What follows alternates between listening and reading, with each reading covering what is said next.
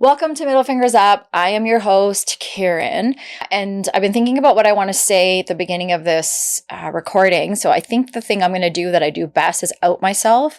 Because of the kind of topic we're going to discuss, I just wanted to make sure I had my own perception of this topic and my own experiences in check. Because really here at MFU, we all know we're opening doors, we're being curious, we're inviting each other to have truthful conversations and think, am I part of this? Can I change this? Maybe this is, I didn't see it this way. Can I help someone? So in my footnotes of my notes on every page, I have a note to remind myself to keep myself in check.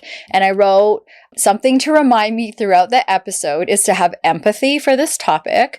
And most of us have been this woman at some point. So we just maybe did not have the language for it. And this is just, I thought, I'm just going to read this out because those of us that are joining this conversation, listening, watching, things might come up for all of you as well. And of course, we always include non-binary men, everyone. But because there's two, they see women about to have a conversation, we only know our intersection. So I just wanted to propose that this is probably something a lot of us women experience at some point.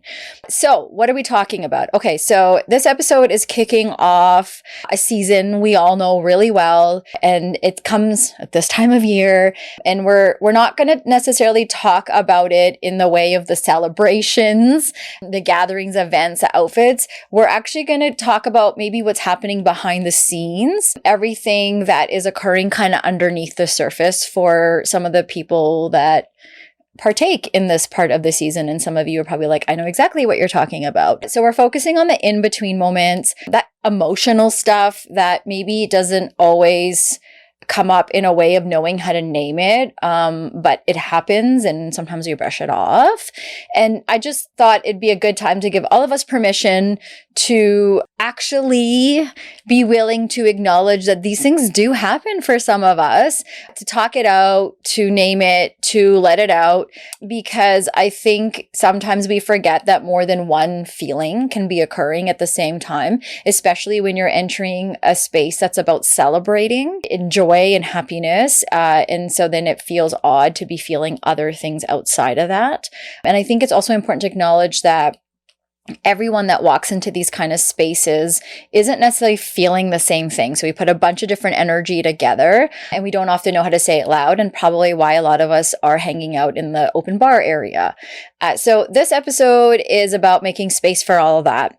And so we're talking about Shadi season, wedding season. It's a time for most cultures. It's that summer vibe. But because my guest and I are South Asian, we only really know our experience with the Desi kind of wedding stuff. So we're focusing on that. But I think a lot of different communities can probably connect to what we're about to say. So as we said, it's beautiful, it's celebration, it's community, it's love, it's all of those things. So we don't want to take away from that. But again, it's a space that brings up a lot. There are more than one thing there's more than one thing that can exist, as we said at the same time. You can genuinely be happy for a friend, a loved one who is getting married. And they're starting something new, and maybe for yourself, it's like grieving something. It's being part of the beginning of someone else's journey, and your journey of marriage is coming to an end. And so it's all sorts of things that happen in between.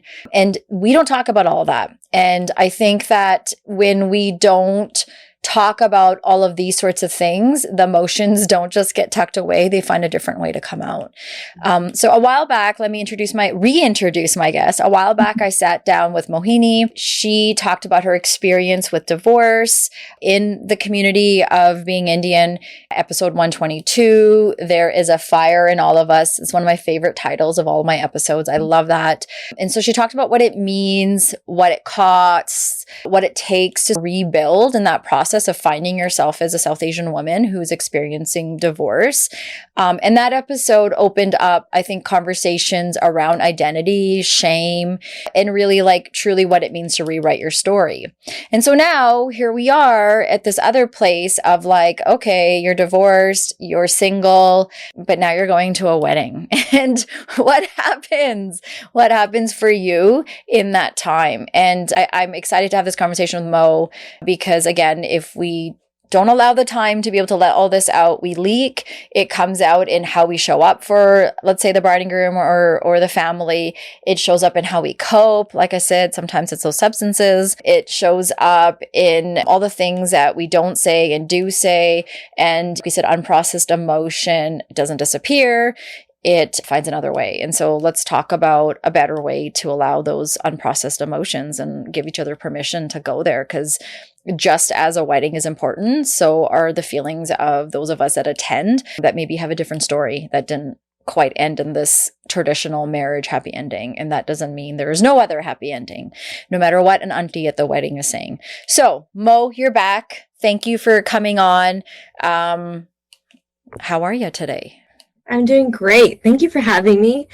This is going to be a really juicy, interesting topic that I feel like we need space to talk about more and have real conversations. So that's what we're about to do. Let's get into it. Let's get into it. Okay. So maybe I'm going to just start with, like, I've started to ask this question that's kind of become this ritual about I would say to my guests, like, if you were going to get in a time machine and go back and talk to like a different age of you, what age would you pick and what would you tell them? But for you, I want to focus it more on, like, if you were to get into this time machine and you could go back to at the beginnings of your process of either when you were first learning you're about to have a divorce, when you had the realization, even during the process, like that sort of era of your life, what phase would you go back and spend a moment with yourself? And like, what would you tell yourself then? And like what you know now? Well, fittingly, today is actually my legally divorced anniversary. What? Yes. No way. Look at this. Wow. Yeah. So when we were figuring out a time of when to do this, it's like Friday or Monday. Like, let's do Monday. Let's do Monday. Yeah, let's do Monday. I thought you were just like a fan of 420. So I was like, okay, let's do. But that is so interesting. Okay. Yeah. Timing. Yes. So what I would tell previous versions of myself that was initially just starting to figure out what the heck it means when, let's just say, life wasn't going as planned and my fairy tale didn't end up the way that I thought it was going to. Yeah. I would let that version of me know that it's going to be hard. It's going to be challenging. You're going to have some really lonely moments. You're going to have moments that are going to test you. Your friendships are going to test you. Your relationships are going to test you. Your family's going to test you. You're going to test yourself. And it's going to suck sometimes. That's the reality of it. And there's also some really high points, that things that you get to experience that you probably would have not have gotten to experience if you were still in that marriage, if you were still in that identity, you were still in that version of yourself.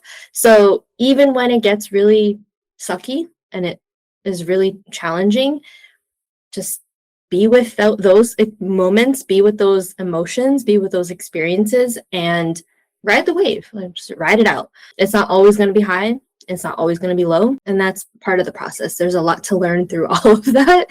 And it's worth it. It's worth it. It gets better eventually. And just keep going. Just keep trusting yourself. That's the main thing that I would definitely tell myself, is like, trust yourself. Know that you're making a decision that is not easy. However, it is ultimately going to be one of the biggest catalysts that sets you free.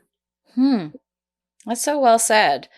Do you think that you would believe this in that time that you're in?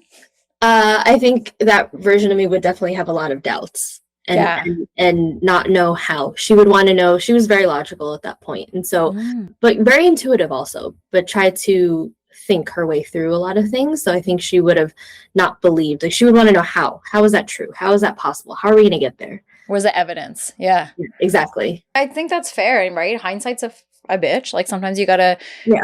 go through your journey to get to where you are to understand. And of course, when we're in the midst of something messy and however that is, we can't recognize all these sorts of things that are coming up. And logical is safe. It's a safe place to be Right. and to go. And I can imagine as well, coming from our kind of community, you really want to think this through Mhm. before you make this life decision, because Mhm. it's not just divorcing your partner, it's divorcing families and all this. So I can appreciate being in this place of like logic of like, is this the best scenario? You're like Doctor Strange from Marvel, like weighing out all the scenarios to say, is this the best outcome?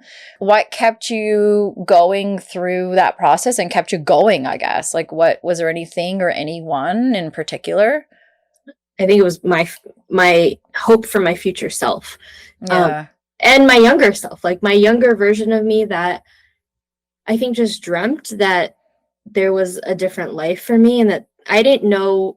I had no idea what any of that meant. Like I just knew there had to be different for me, and I would Mm. figure it out.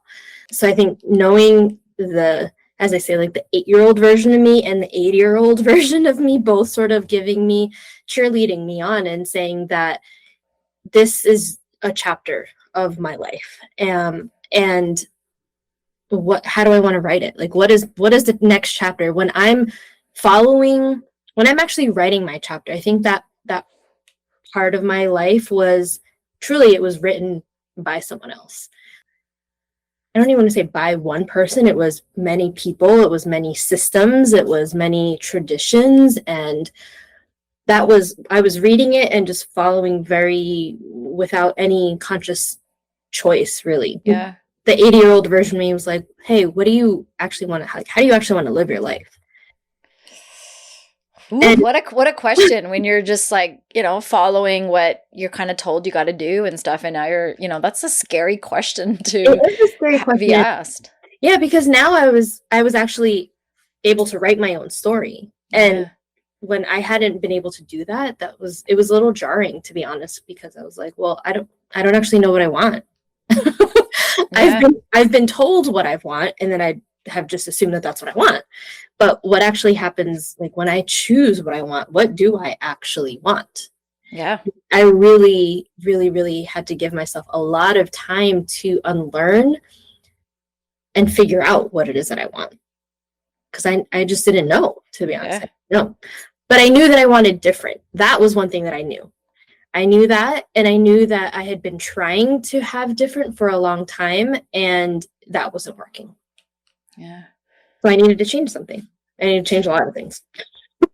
Yeah, yeah, I can imagine. Like sometimes it makes more sense to know what you don't want. Yeah. In the simplest way, and God, no comparison, because it's such a simple thing, is like, I know what I don't want to eat for dinner, Mm-hmm. but I can't tell you what I do want to eat. Right. And there's too much choice. And so when you're now dealing with your life and making such a big decision, whether you and your ex made it together or, you led that, I think at the end of the day, still, it's like, okay, I know that this isn't the thing for me.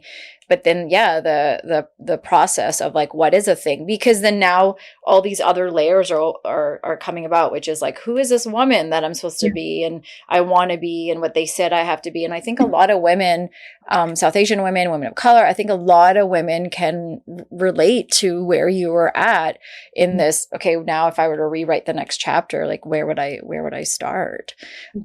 So like, what would you say to other women that would be in a similar-ish, I know everyone's experience is different, but like a similar-ish boat in that you were in about to make a new life decision? You knew what you needed something different, but you didn't know what that different was. Is there a place that women can start? I think the place to start is, it's going to sound very cliche, but it's going to be within. Like, you got to go inside. And because we're so used to looking for answers externally, we're looking for validation externally. We're checking, hey, how do I look? How's this outfit? Where should we move? What should we have for dinner? And a simple thing is like, well, I want Thai food for dinner. That's like a small thing, but that's being in your sovereignty and your ability to choose, like, oh, I actually want Thai food for dinner. And I think so many women, we're kind of just moving along. We've got a lot going on. If we're working, if there's kids, there's a lot of mental load and emotional load. And so I think a place to start would be one to kind of just do an inventory, I guess, of like a check of where are you in different areas of your life, and are you actually fulfilled and happy, or are you kind of just moving along with what's expected? And that's a good way to kind of just check in with yourself around, are you really happy? Like, really though? Like, really? If things were an ideal situation, are you really good with where you're at right now? And if not, then what things need to change that you have control of, that you can make change of? So if there's kids involved, for example, and you're doing a lot of the pickups and drop-offs, where can you delegate? One day, maybe one pickup. Start with that. It can be really simple, or you're doing all the meals. Okay, delegate one meal. Maybe you go out. Maybe you order takeout. What is way that you can kind of just start to take off the mental load so that you have more capacity to be able to check in with yourself? Because if we're like already at capacity with everything else that's going on, it's hard.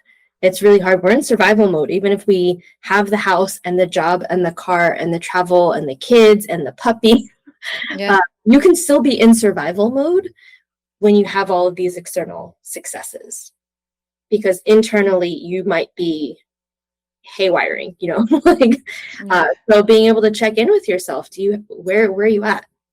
And I think also, like, when you just list off all these things that she may have, kids and this and that, sometimes it's also like becomes this like distraction strategy too of, okay, because I'm so busy with the external, and that's kind of where my worth, my need, all of that validation, as you mentioned, is all coming from. It's like filling your day with all these sorts of things so that you don't have to do the thing, which your question of like, where are you really at? Like really, really at? And that's scary to do. But knowing the same thing, even if it's the worst thing, knowing that that's the same thing that's going to keep happening for some is like the safe bet. And so how would a woman like make that transition and say, okay, am I distracting myself with all this noise, especially when you're a woman that's maybe not had role models and other women around you that are doing that, and everyone's just being the lovely assistant to the household, which is the case for so many. Yeah. And I agree. I think so many of us don't have those role models. My mom was not that. I didn't have aunties to show me that they were taking care of themselves, that this showed me that they could receive care from other people. They were doing the most because that's what was expected of them, and therefore that's what they tolerated also. So I think having awareness is step number one. Like, if you don't have awareness of how much you are taking on, you can't do anything about it. You can't change anything unless you really acknowledge everything you're carrying. So it really, to me, is like doing a proper audit of like, where are you caretaking for more? You're managing a lot, because without that awareness, it's really, you can't make changes really. So I'd say start with that, and then find out who and where you can delegate to. Where can you get support from? Where can you receive care? And notice, like, just become aware of, if you're waiting for whoever for 10 minutes at school, for example, you're waiting for your kids to pick up your kids at school, at the school drop-off line, instead of kind of just like taking a moment to breathe, for example, or check in with yourself, or just have nothing else going on, how quickly we pick up our phone. Yes. Right? Yeah. Or we text a friend, or we call a friend. Like, do you have moments, even honestly, if it's like 2 minutes, 5 minutes in the entire 24 hours of a day, to just be with yourself? Nothing else going on. Sometimes you might have to go into the bathroom for 5 minutes. Everyone, give me 5 minutes. Put a timer on and tell everyone in the house. Yeah. I need 5. And that's it. And sometimes that can be helpful. But I think just noticing how quickly we can go to calling a friend, texting a friend, distracting ourselves, finding all of these, we are inundated truly Yeah. with so much stimulus externally, and it's by design. It is truly by design that it keeps us distracted from just being by ourselves. And it's hard. Yeah, it That can be is. challenging. And so give yourself 2 minutes to just be and breathe. Like breathe, properly breathe. Yeah. It's a good I, start. I think this is a good place to even transition to, even as we're talking about like Shadi season, Mm-hmm. it's so similar too, because in our community, sometimes we have like multiple events to attend. Oh And yeah. so there you are again, like busy with outfits and matching and this and that. And if you're directly involved in, you know, because you're so connected to the bride and groom, you have all these sorts of things to do.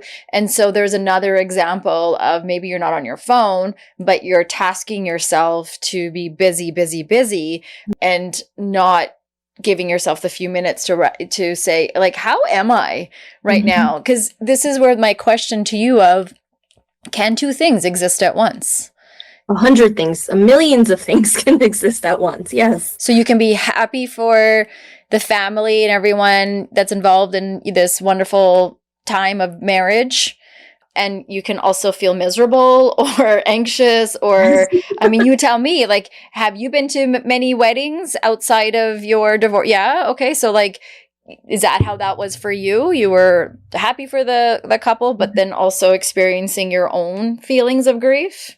Yeah. So let me backtrack. So before I Okay. got divorced, I was a bridesmaid for, I don't even know, maybe 10 to 15 weddings Shit. in my 20s, early 30s, Yeah. maybe even more. I don't even know. I was, there, like bridesmaid status. You'd be For such a good bridesmaid too. Like so calming, like getting shit done. Like no wonder you were a bridesmaid to like so many people. I feel like you'd be the one to like make eye contact with, and you're like, just breathe. Breathe. That's it. Just Yeah. thank you. Yeah.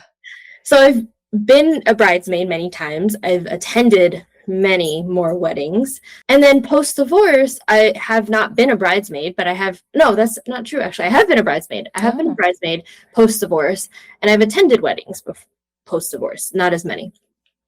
Older, whatever. Yeah. Yeah. And I think even the journey of, I was the first one in my friends group to get married. So Oh yeah. that was Hey. a different experience. And then towards the end of my marriage, attending weddings, then it's like this, it was this different knowing of things are falling apart for me, quote unquote. I'm going to put that in air quotes, falling apart for me. Yet I'm so happy that my loved one has found a loved one. And can I put my stuff to the side, but maybe meet that part of me in the in-betweens, not like make it be all about me in the middle of the ceremony, for example. But can I still create space for that in the evening before I get ready or before at lunchtime, whenever? I think what I realized now in retrospect was going in my early 20s, mid 20s, early 30s as a bridesmaid in so many different weddings and an important person like in many weddings. I didn't check my own capacity and where I was because of those responsibilities. So I totally understand all of the responsibilities and the things that you just got to do things especially when you're involved in a wedding. I think what's shifted for me is I now do those check-ins with myself, and if I don't have capacity or if I have a limited capacity, I'm aware of that for myself, and I don't push myself beyond those because I know that that's not going to be the best version of me for anyone involved. So I try to do that preventatively, not in the heat of the moment, because that's not going to help. So I have to check with myself like morning of, am I getting enough sleep? I know I get hangry. Mm-hmm. I know if I don't get enough sleep, I'm not a great person to be around. And if I'm going to be attending any event, weddings or whatever, like anything, what do I need to nourish myself so that I can show up how I want to show up? Try to women that are maybe like in this place that you're talking about recognize that that's the thing they need. Because sometimes I think we can trick ourselves and we're like, oh yeah, like this is like the best thing ever that I'm leaving this marriage because it was so shitty. Yeah. So like of course I'm better not being with this person. And sure, it's like a messy divorce, but like fuck it. I'm going to this wedding. I'm looking the best I ever have. Sure. I'm gonna wear the outfit. I'm gonna have my drinks. Like, so there's all these like gains, let's say the woman is feeling, but maybe she's not being like real with herself because again multiple things can exist at once. And so how would she know that I also have to like check in with myself and be gentle with myself? Yes, sure, those are great things. Yeah, I'm happy for the bride and groom, but there's other little rituals that happen in this wedding season that can maybe create some leakage, I guess, like that, oh, I'm fine, but then it's coming out in weird ways. Like, so I don't know if you experience that or if you have something to add to that. Like, how do you help women, or how do we encourage to look into that? It goes back to checking in with yourself. Check yourself before you wreck yourself. Check yourself before you wreck yourself. That's a great, I mean, I guess that saying is there for a reason. Yeah. And what are you hiding? What are you trying to cover up? Like you said earlier, are you trying to cover up that pain that you're feeling by being at the bar and slamming however many beverages? Can you, before you even get to that point, bring that awareness ahead of time? Okay, my best friend is getting married. I'm now divorced. This is going to suck. And this is going to be really exciting and fun and beautiful. And how can all of that be together? I feel jealous. I feel envious. I feel like left out. I feel alone. I feel like, is this ever going to happen for me again? Am I ever going to find love again? All of those things can be true at one time in one freaking micro moment. And that can be true for the 5 days of the wedding events, all of it, and the 5 days before and probably the 5 days after. So if we don't check in with ourselves multiple times throughout that however long, we're just going to be covering up with the alcohol, the men, the gossip, the aunties, the loneliness, the avoidance, pick your flavor of however we're trying to cover up. And truly it comes down to like protecting ourselves from pain, right? And can you meet that pain is really what I guess my invitation is. Like, can you meet that part of you, that those emotions that feel that we've by society and culturally are told not to feel? But the courageous thing is really to create space for that. Like, what is that version of you that is deeply afraid that you may never find this type of love again? What is the version of you that's so scared that you might die alone? I don't know. What is the fear? What is the deeper fear under everything else? Because all that's going to be what guides your behaviors. Day of, the little snark remarks that you make, all of those things, the looks that you give, like, oh, did you see what she's wearing? Yeah. Bullshit. Like, what? No, check yourself. Totally, because the environment starts to play such a huge factor in the coping part. And why, I'm just like wondering, like, why would it be beneficial to do the check yourself? Like, why? Because now you're going to like address some possible pain, shame, those kinds of things. So what's in it for a woman that's experiencing divorce? Even if she is divorced for 3-4 more years, and then there's a huge gap when her sister gets married or her best friend, it's still stuff that can be heavy and show up. So like, what's in it for her to go there? Because I can just imagine for some people it's like, I'm fine. Like, I like, why would I open that can of worms? Why would I go there? So why did you go there? You didn't have to do it. Why would you? My question would be, are you fine? Yeah. Are you really fine though? Or are you just covering up? Are you masking? Are you avoiding? Are your behaviors, or your shopping? Pick the flavor of substance abuse, essentially, that the coping mechanisms that people use to pretend that everything is fine. So my question is, Everything but to be in a room alone with themselves. right. So like, are you really fine? And the reason to do this is because if you're not doing it, it's going to guide your decisions in every aspect of your life. Like, not the shame, the fear, all of that doesn't go away. So you're just going to keep pushing it down and down and down and down, like that pressure cooker that our moms use, that our aunties use. Yeah. And it starts shaking and starts shaking and starts shaking, and then it calms down. And it starts shaking it, and then enough shaking and enough time goes on and enough heat and pressure, then that shit pops off. It does pop, and it's loud. It's loud and it's messy. Have you ever had doll like explode? Yeah, there's always something on the ceiling of every Indian person's house. Right.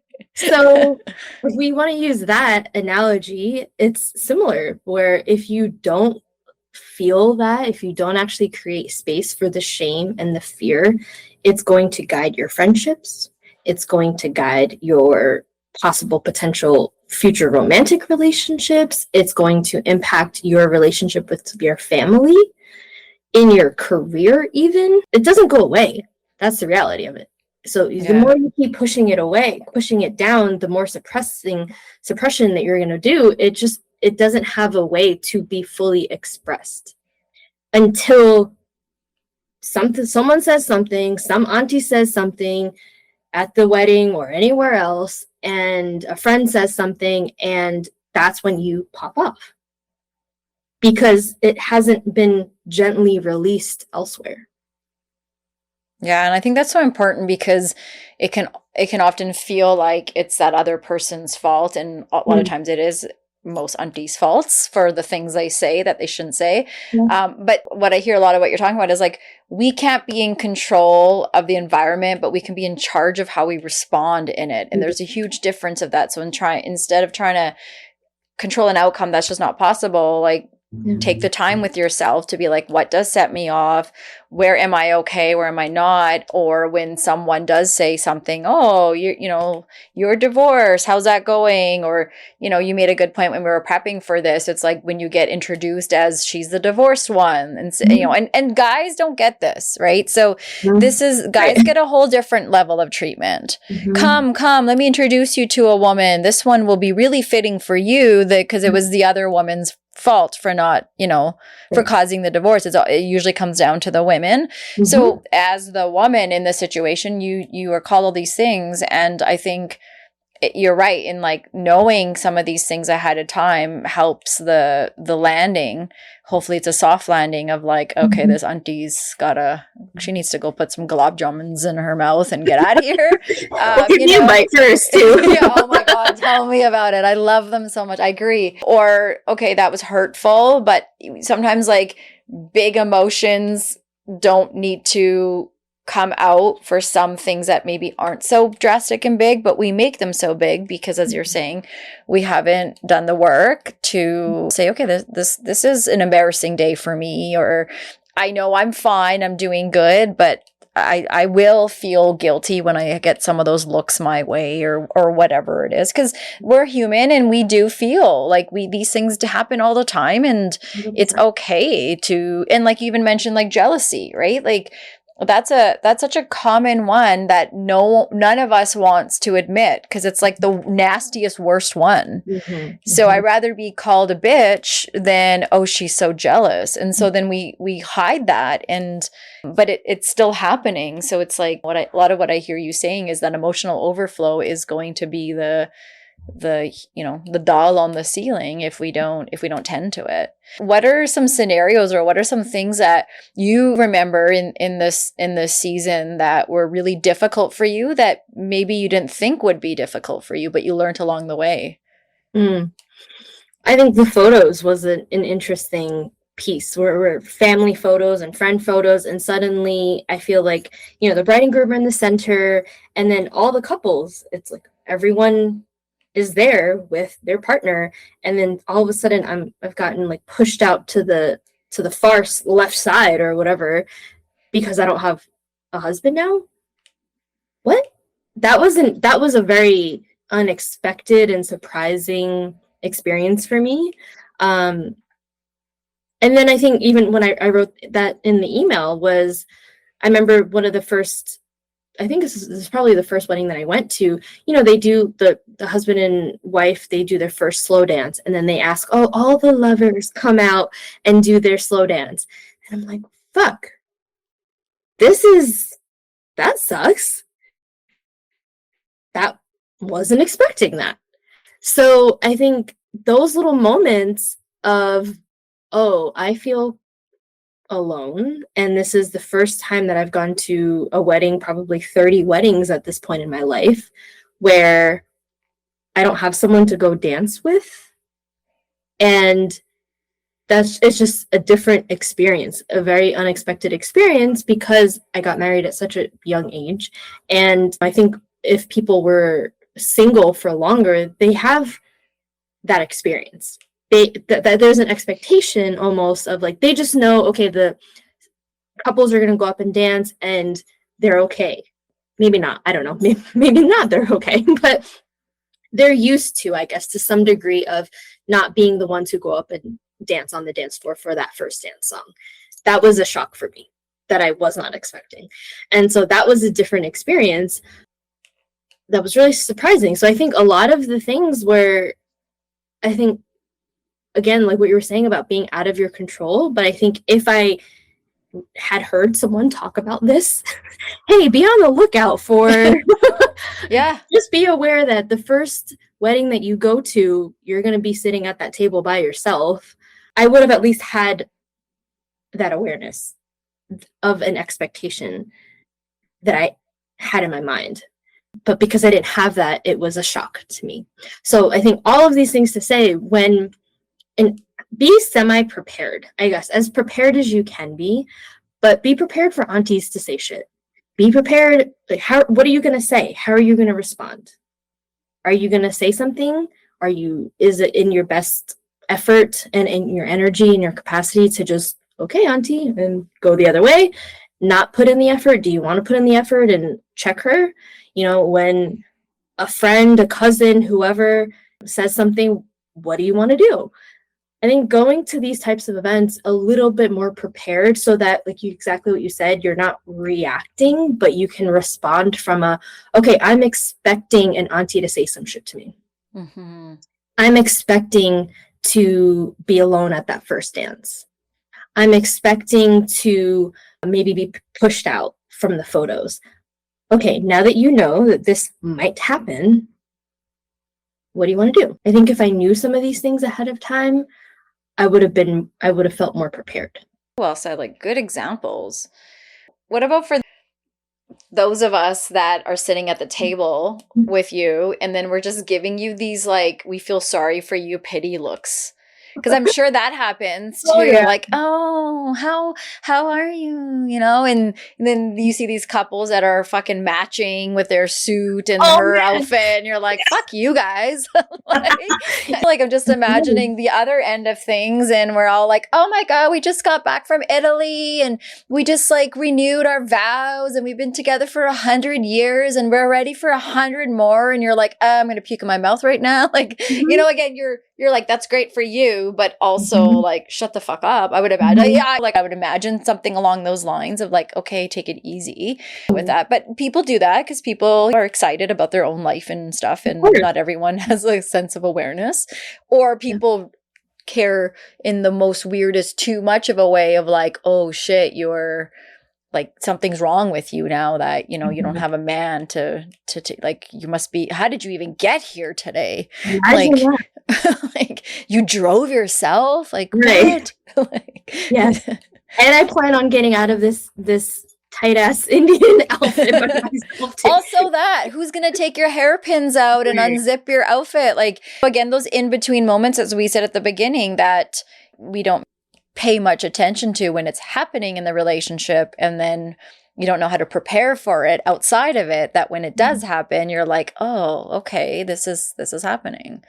Yeah. I don't know if you have anything to add to that. Like for those of us on the other end that are, what can we be doing?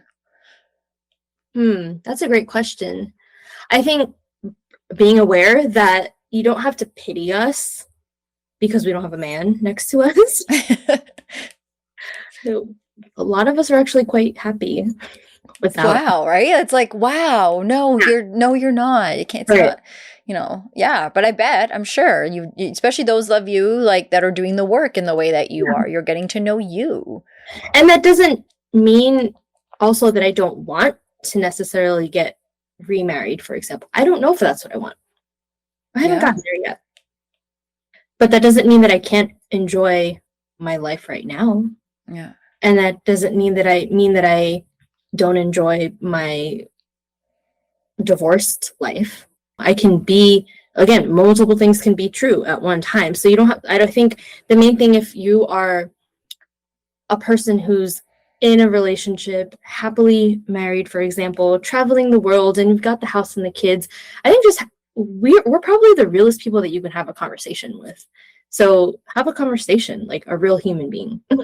And that can be true for anyone, but I think we as a divorced woman, I'll say this is not just our entire identity. We have lives outside of this label. Yes. No, I'm glad you said that. We're doing other shit. We're living our lives. So that's one part. And then two is just, you can be real. It's like I think if I had someone who was willing to have a real conversation about how my marriage was really going, and I truly felt like they were a safe space to actually have that kind of conversation, who knows what would have been different. But I don't think that I don't really feel like I had that.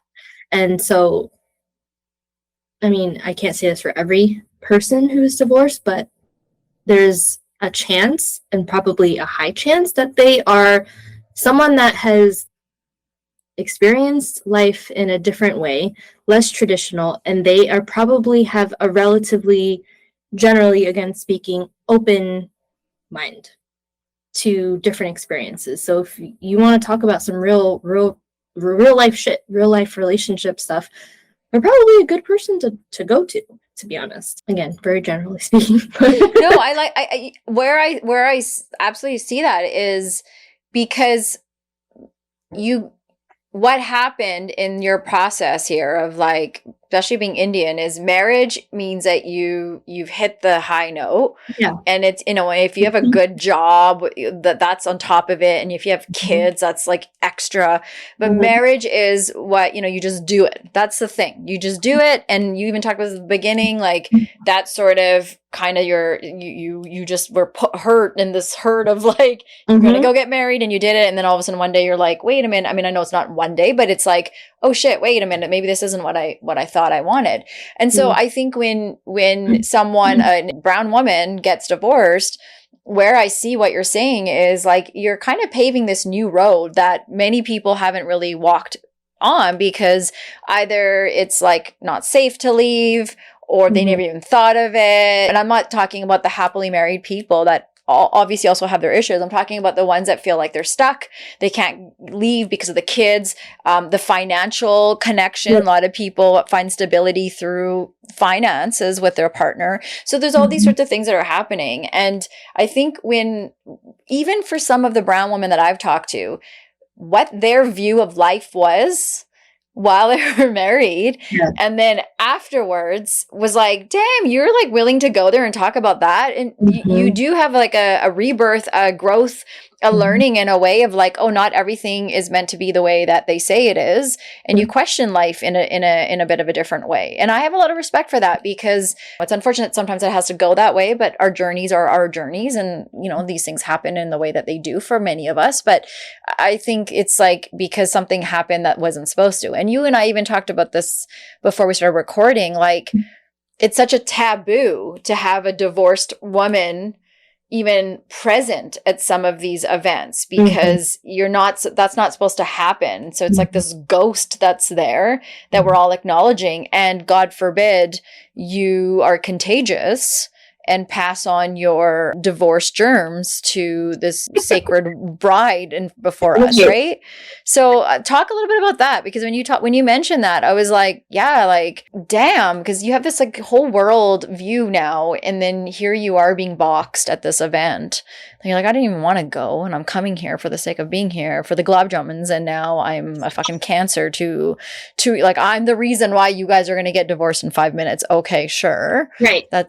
So, okay, I'm going to bring it to patriarchy. I'm going to bring it to that because so much of this is centered around relationships, and women are not good enough unless you are married.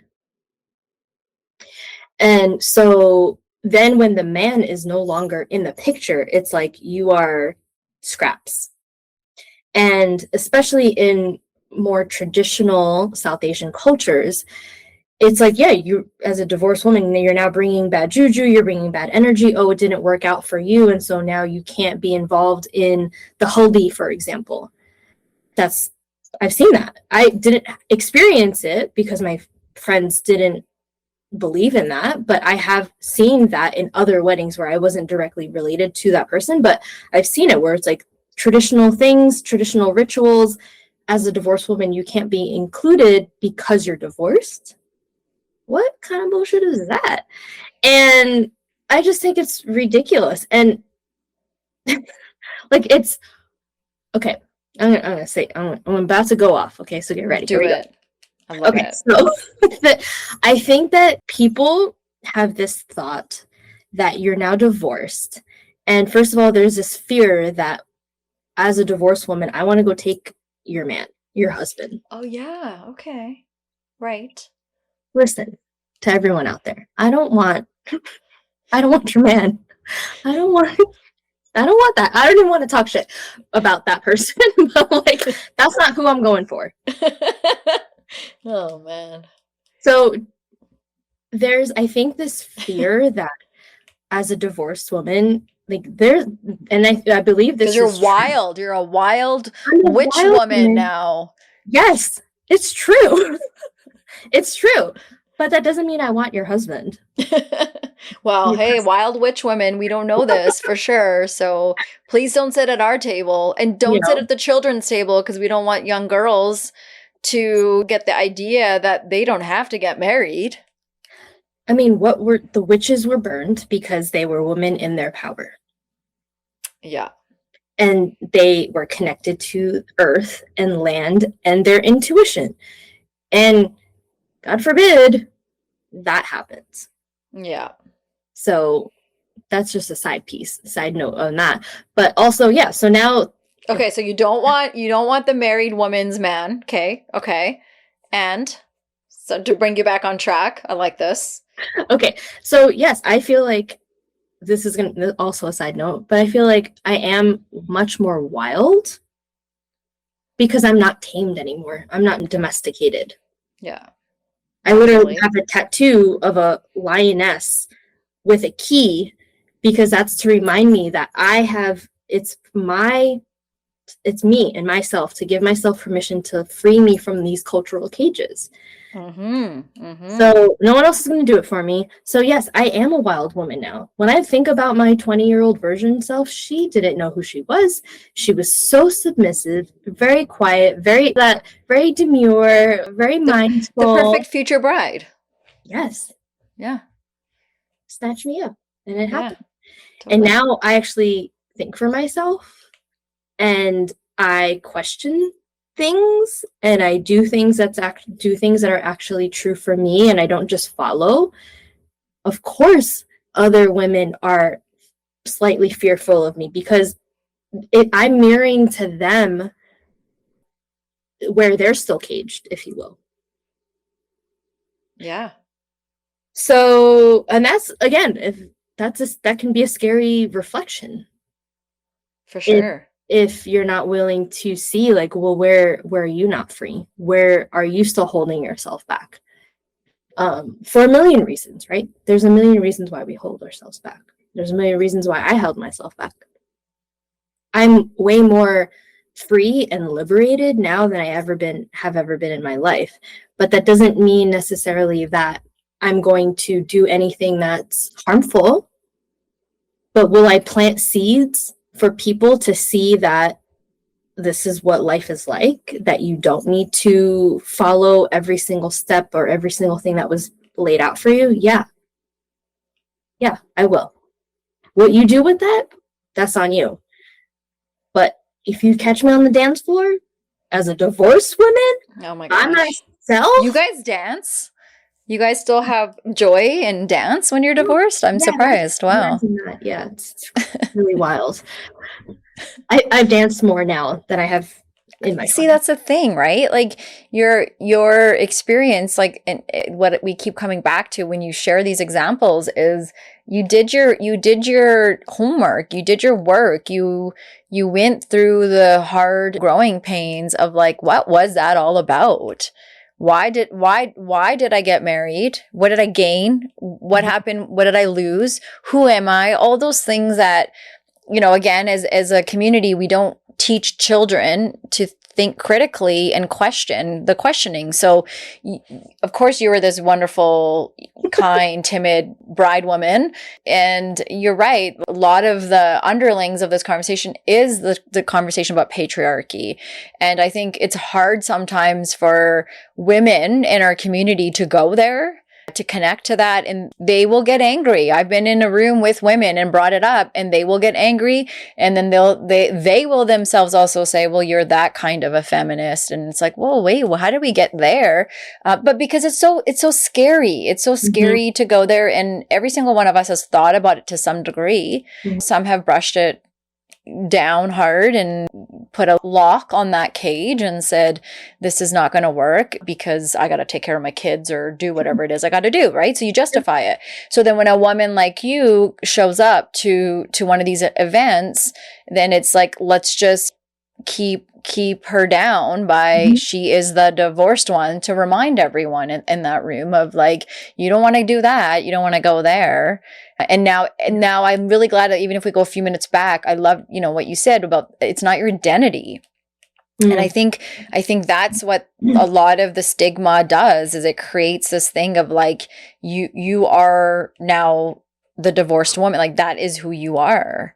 That's your identity. And it's like, okay, well, that's one part of my life journey, but it's not the be all end all. And so I can imagine how hard it is for women to get to this place too, that are in the process, because they think this is what's going to happen.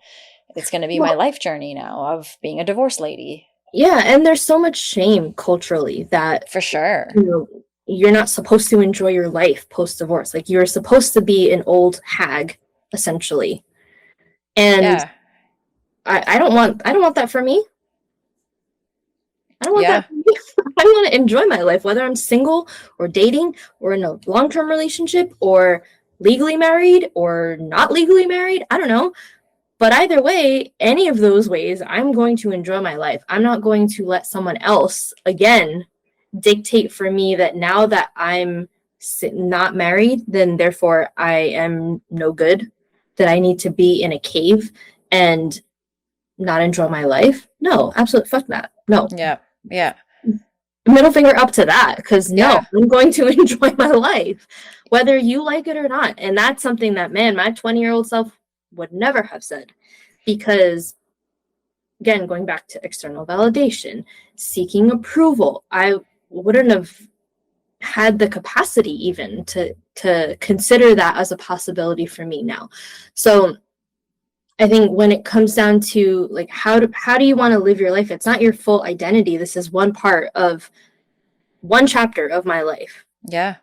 I'm still me, no matter what my marital status is. And that goes against so much of what South Asian culture is again, that you've succeeded in life when you are a bride and a wife, and then a mother, and then a grandmother. And it's like, if you're not fulfilling these duties, then what are you doing? I'm fucking enjoying my life. I'm living it. All the ups and downs that come with it. And I think that's the privilege of, at least, we can say, because we live in North America, growing up in North America and having the privilege to be able to say, like, I'm living my life, I'm enjoying my life, this is how I'm going to try to be in my next chapter, this is what I've learned from my divorce.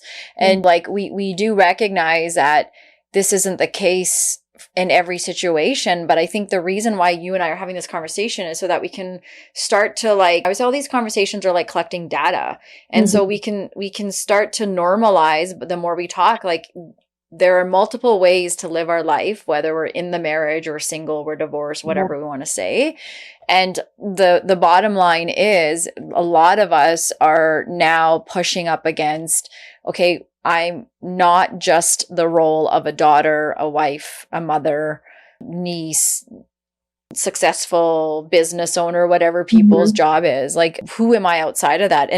And really, these external labels and controls come from being parented in a conditioning kind of way. Get the good grades, now you're the good kid, we'll buy you a car, we'll buy you this, we'll buy you this. And now here some of us are now like, oh, I'm so hollow because what more can I fill my space with? And a lot of what you're talking about today is, it's not about filling your space with the things and stuff. It's filling your space with you and, you know, looking within, as you said at the beginning, of, okay, like, where am I? Who am I in this journey? And I think if you are a woman who has children, and in our community, when divorce is involved, it's so rare that we hear the man, the dad, the ex, the husband playing a role. Like, he just gets to fuck off a lot of the time and is struggling with his stuff. And we have a lot of empathy for him.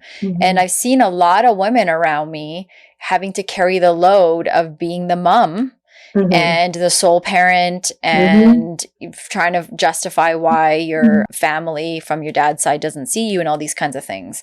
And it's like, where does she find the space and time when she's doing all that, as we were saying earlier, to then say, okay, I need to also, like, think about me and what it is that I need for my healing journey. And so I can appreciate, like, all these things are going on at once. And then you get the invitation to the wedding, and you're like, how do I put this on hold? How do I prepare? So it's not easy, I would imagine. However, it's, as you were saying, it's definitely needed. It's like, let's raise the bar for ourselves and how important we are to ourselves to work through some of this stuff. The bar of I'm fine is, you know, go ahead. I would say also, as you were asking about, like, okay, what can we do as people who are loved ones of someone who is now divorced, right? Is check in with them. Like, okay, if you know that your friend got invited to a big family wedding, check in with your friend. Like, hey, girl, I was just thinking about you. I know that you're going to your cousin's wedding. It might be the first wedding that you're going to now that you're divorced. Like, what's going on? How are you feeling? What's really going on? Divorce is and can be very isolating. And I think that I threw myself a divorce party because, shit, if I'm going to have a bridal shower and a bachelorette party and a wedding and a honeymoon, why can't we celebrate this other chapter? Again, it goes back to, oh, you're supposed to go be miserable now. This is your miserable life. And no, like, check in with your friends who are now divorced. They need you. They really do. Check in with them and be real with them. Like, the same way that a friend might be going through some health conditions or a breakup, like even just I'm going to put a basic breakup, like, your friend has now gone through 5, 10, 15, 20 years of a breakup. Bring them a meal. Drink some tea with them on the couch. Watch a sad rom-com and cry your fucking eyes out. Go on a road trip and put on some old school R&B songs and cry your eyes out, and then rage out in the car. Have those experiences with your friends, because those are just as important, I believe, than everything else that we get to celebrate during Shadi season. So I think that's really important to also just name is, you know, when you check in with your friends. No, I love that. I love everything you said, because we can all play a part, and yeah, we show up when someone's ill, we show up for all these other things. And so we do have a different mindset when it comes to divorce, and you think you're okay. It's a choice. You chose to exit, so then you must be okay. All these sorts of things, which sure could be true. I think, yeah, like your friend, your cousin, whoever it is, like, they need that space too. Because I know you had mentioned before too, like sometimes it's like you as a divorced person stop getting invited to like a girls thing or an event or whatever as well. So you do not only feel isolated by yourself, but also by the people that were in your circle. Oh yeah. And I think there's many reasons for that, but I think there's, a lot of times, I don't want to say this. I think a lot of my 20s and my married life, my friends were married. Yeah. So you did married shit together. You went to dinner together. You went on trips together. You went to events together. And I don't know if I was as inclusive to people who, I don't even know if I had any divorced friends, to be honest, when I was married. So I need to check myself on that too, because was I checking in with those people? Was I even friends with those people? Was I not friends with those people because they were divorced? Yeah. Like fair questions, right? Absolutely. Yeah. So yeah, I think there's so many layers to all of these conversations. And I think it really just comes down to being true with what your own experience is, but being aware of the millions of other things that are happening and creating space for all of it. It might not have to be space right there in that moment, but just acknowledging, oh, I'm feeling jealousy. I'm feeling jealous right now. But under the jealousy is really, I'm grieving. I'm angry that my fairy tale didn't pan out the way that I thought it was going to. Most of us, 99%, I don't know if that's an actual number, but like 99% of us don't get divorced knowing that we're going to get divorced. Yeah. Yeah. For sure. That's not the intent going into it. And I think then it also can be like a bit of a jaded kind of vibe too when you're sitting at these wedding events and you're kind of like having this, I would imagine, like out of body experience of like, fuck, like how many years ago did I have this exact kind of event? And now here I am in my place, and like, is it going to work for you? Is it not? I know it's not my problem, but now I'm wondering this. My mind is going to all these crazy ass places. And so I think it's just like allowing the permission to be like, this is my thought. And hopefully there is someone, at least one person that, you can turn to, any of us for any of these hardships can turn to and say, I just had a fucking mean ass thought in my head. Let me just get it out. It's like when you have a nightmare about someone so important to you, and instead of holding it in, they always say, just let it out, talk about it. And it sends good vibes because that's likely not the thing that's going to go down. And I think it's the same when we're having these weird ass, whether they're jealousy, anger, sad thoughts of some other people, that let it out. Say to someone that you trust, as you said, another divorced friend maybe who, like you said, has a lot of stamina for these kinds of conversations, to say, yeah, maybe I'm morbid, but here's what I thought in that moment. It was a beautiful moment, and my brain ruined it by thinking I'm going to smash that cake, like, or whatever it is.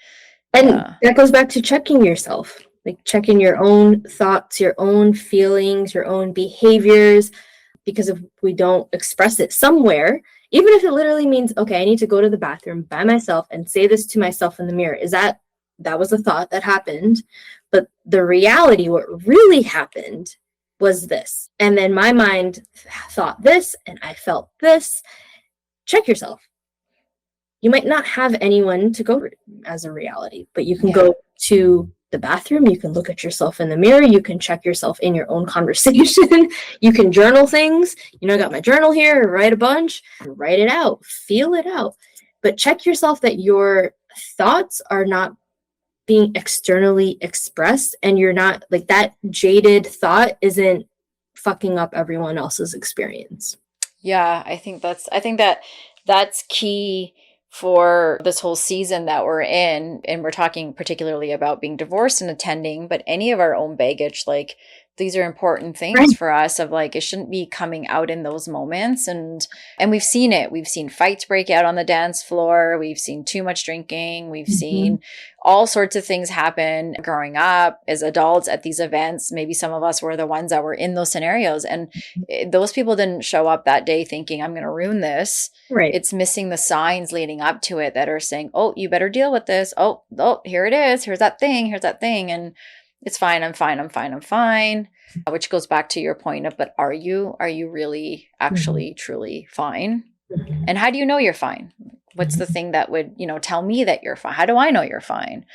And how do you know when you're not fine? Because like when Great that question, starts rumbling, what are your symptoms? What are your signs for yourself? Do you start feeling like heat internally? Do you do you notice you start sweating?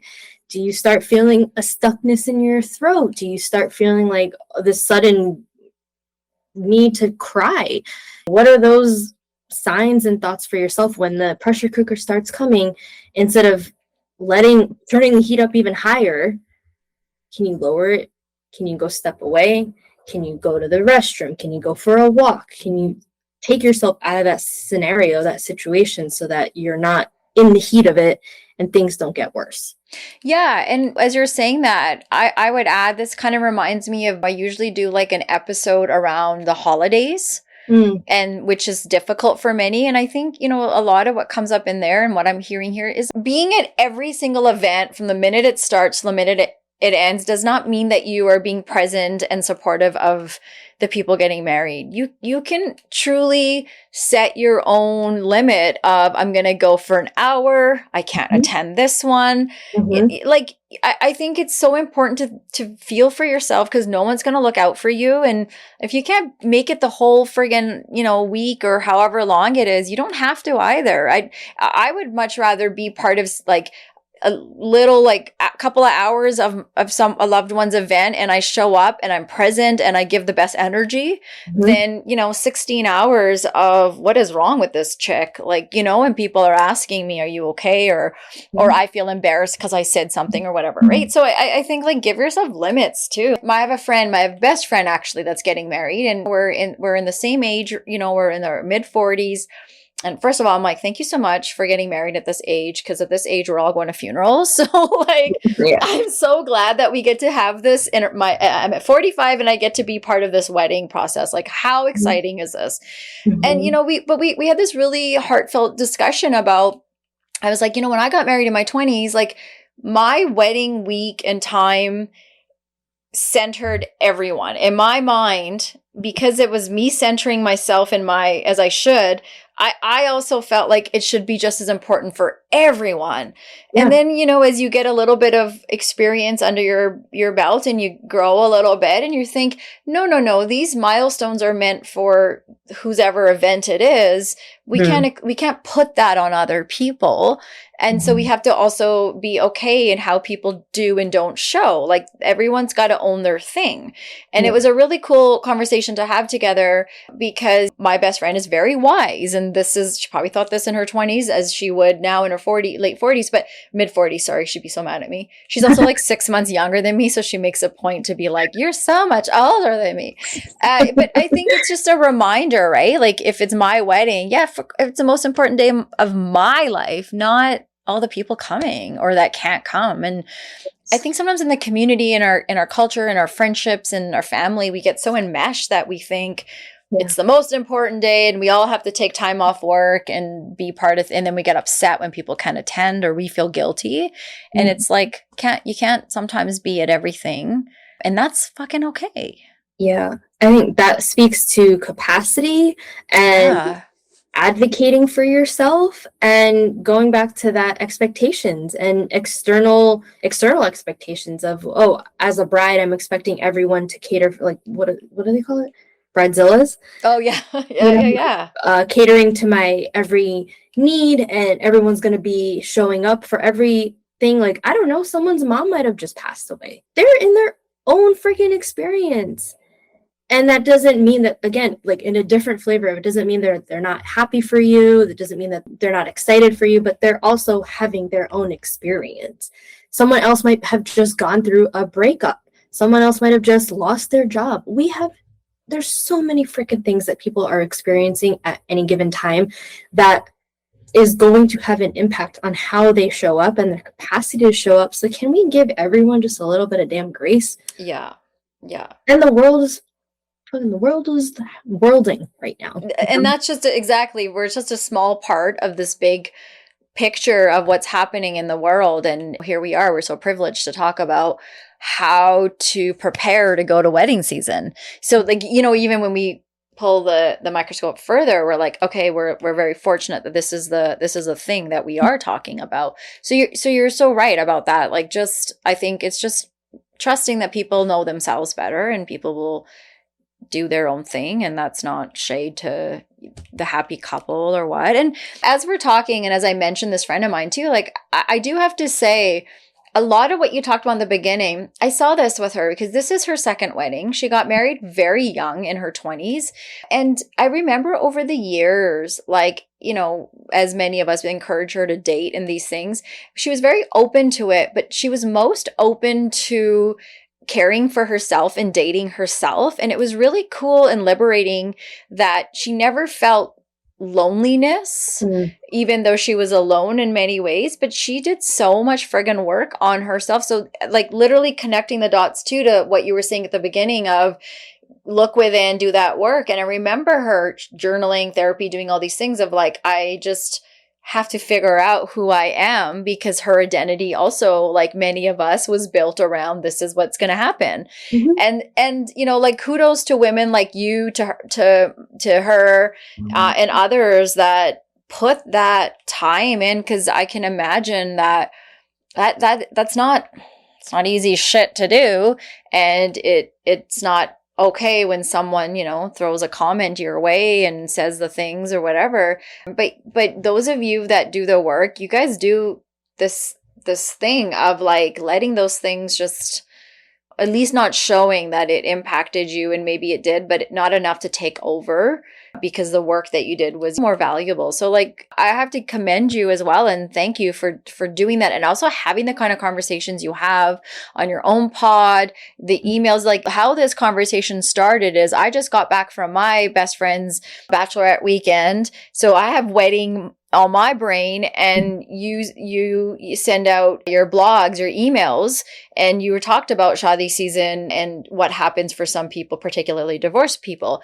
And I was like, this is so, and then look at the date that it is too, right? So it's just like, it was just the way that it worked itself out was like, okay, this conversation was definitely needed for those that maybe don't know how to have it. So is there anything, before we get into your middle fingers up, is there anything, my lovely friend, that you want to add, or that you wish we kind of talked about in terms of like prepping for the season that maybe hasn't come up that you want to say? And also,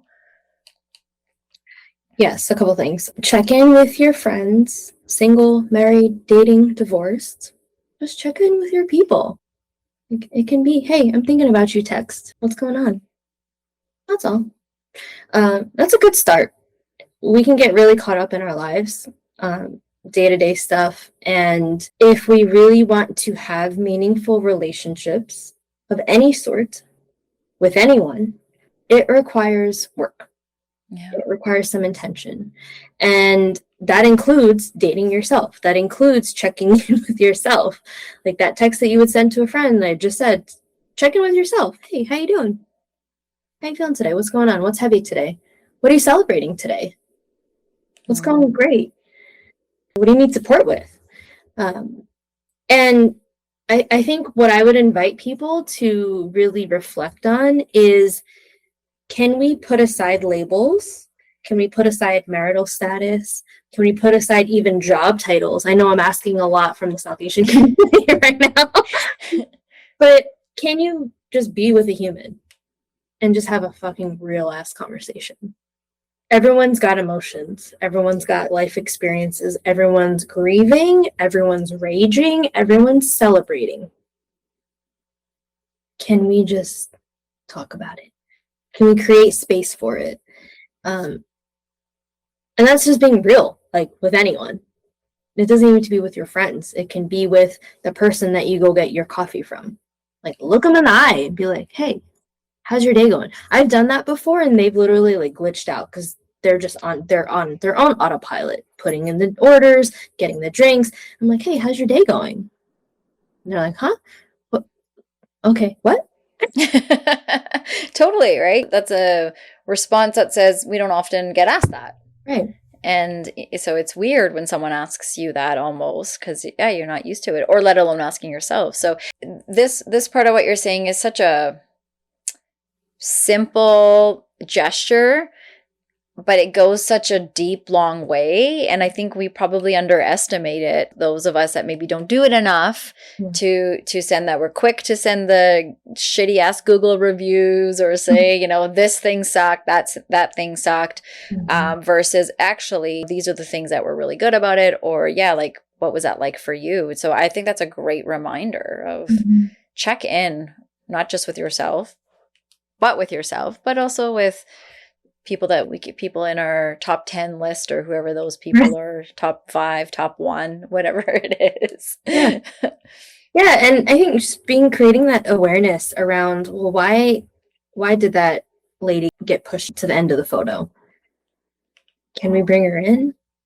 Like, just include people.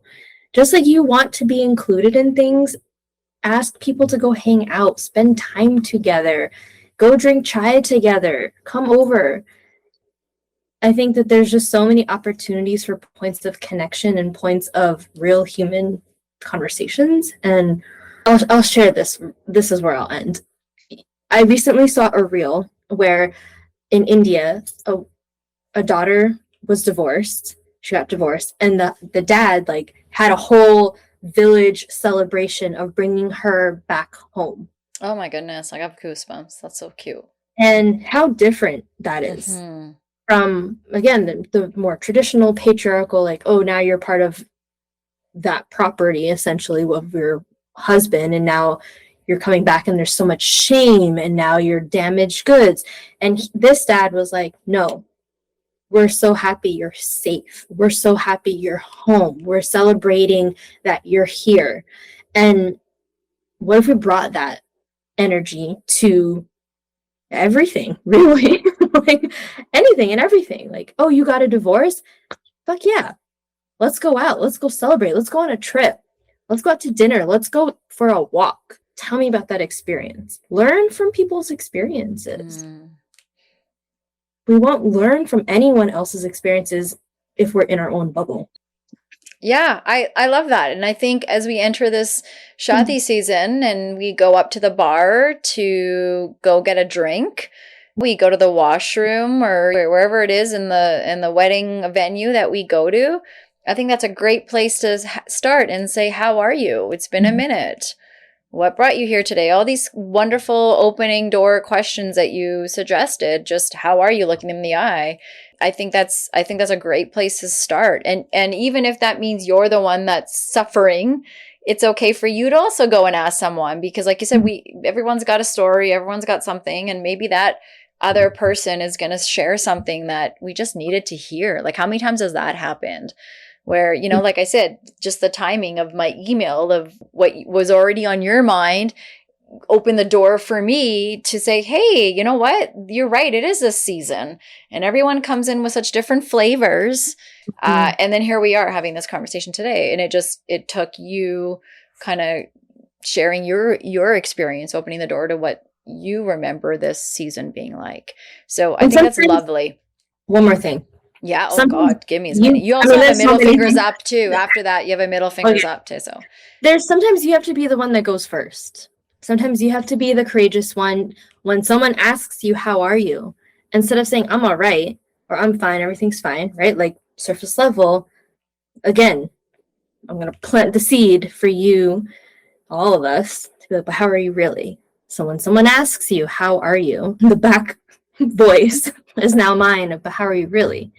And then, is it the right situation? Is it the right space? Do you feel safe enough? Do you feel courageous enough to be real about that answer?